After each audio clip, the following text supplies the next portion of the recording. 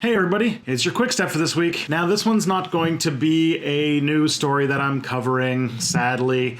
I'm actually traveling right now, if you're watching this on the day it comes out, and so I wasn't able to watch the news in order to make something, so I just had to throw something a little evergreen together before we could get going. I'm going to talk a little bit about an article written by a friend of mine named James Shelley that talks a little bit about how to critically think. In fact, in the most logical way possible, a checklist.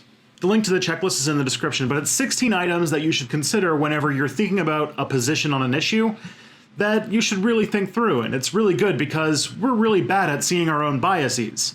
Hence, all of postmodernism, because postmodernism is the attempt to find those holes in our vision and try to reinterpret things so that everything makes sense.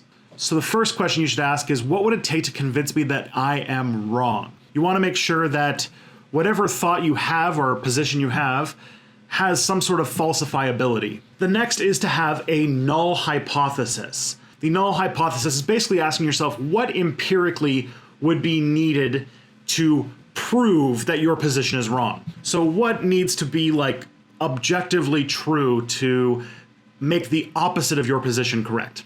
Next is self-debate. Think debate team, think lawyers, find a way to argue against your own position even if you don't believe it. Try to think how somebody who opposes you would form their argument. You never know, you might convince yourself while doing this exercise. Try to see if you can find through this opposition thinking where your own reasoning is either illogical or irrational. Number 4 is to ask the cui bono, who benefits. Otherwise known as critical discourse analysis. Think about who benefits from you holding the position that you have. Sometimes many of us hold positions because they would be better for us, but maybe they're not exactly the most logical or true. Number 5 is empathy. How would a person who is logical and reasonable but disagrees with you on this point think about their issue? See the person who opposes you as a person who is trying to understand the world in the same way you are. They just have a different position. You have to think through how they get to that point. Number 6, and the United States could really use this one, non-dualism. Can you rethink of your position in a way that it's not a yes or no or true or false type of thing? Is there multiple positions? Is there a gray area that you can consider? Number 7, reflexive intersectionality. This is where you consider where your status in society might affect your viewpoint.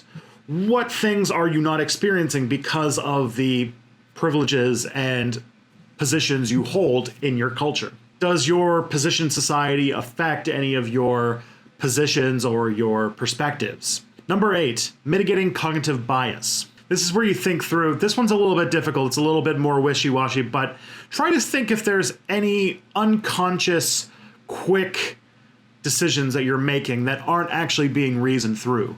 Typically in psychology, these are called heuristics or cognitive heuristics. Is there any shortcuts? Are you defaulting to any sort of stereotype or something like that that might be informing your position? Number 9 is skepticism. Now, skepticism is when you're trying to basically pick apart your own position and try to make sure that you don't fall into the trap that you are being 100% objective in your position. All things are relative. Literally all things, even your senses.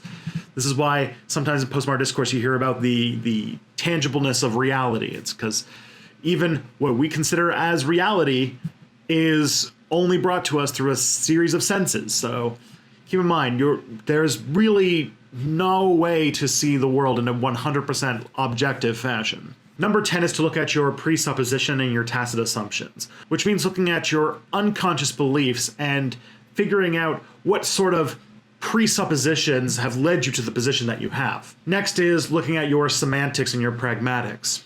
This is trying to look at what the words you say to deliver your position and what they mean both explicitly and implicitly.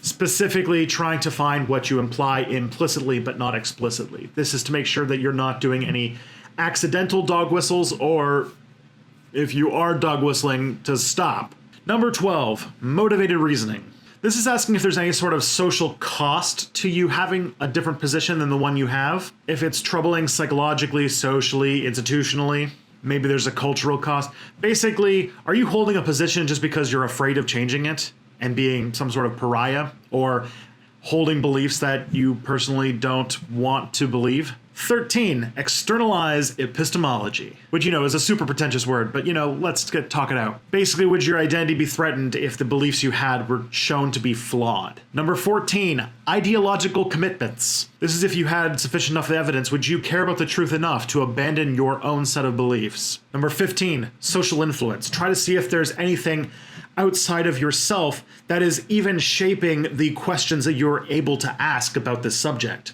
And number 16, have courage. Try to see what questions on this position you are afraid to ask.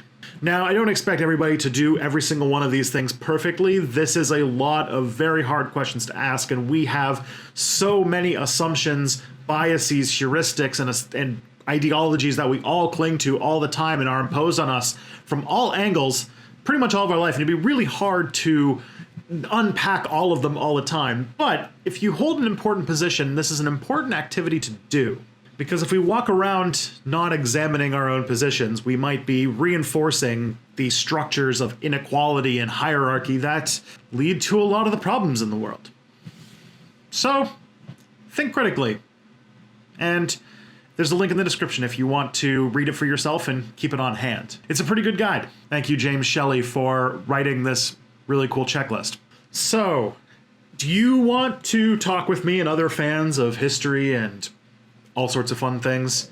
You should really go to the Step Back Slack. It's a Slack server where me and a whole bunch of Step Back fans hang out and talk to each other. There's been some really cool conversations. Just click down in the description and you'll find an invite link. So you can get some Step Back along with all those work things you deal with Slack. Thank you, everybody.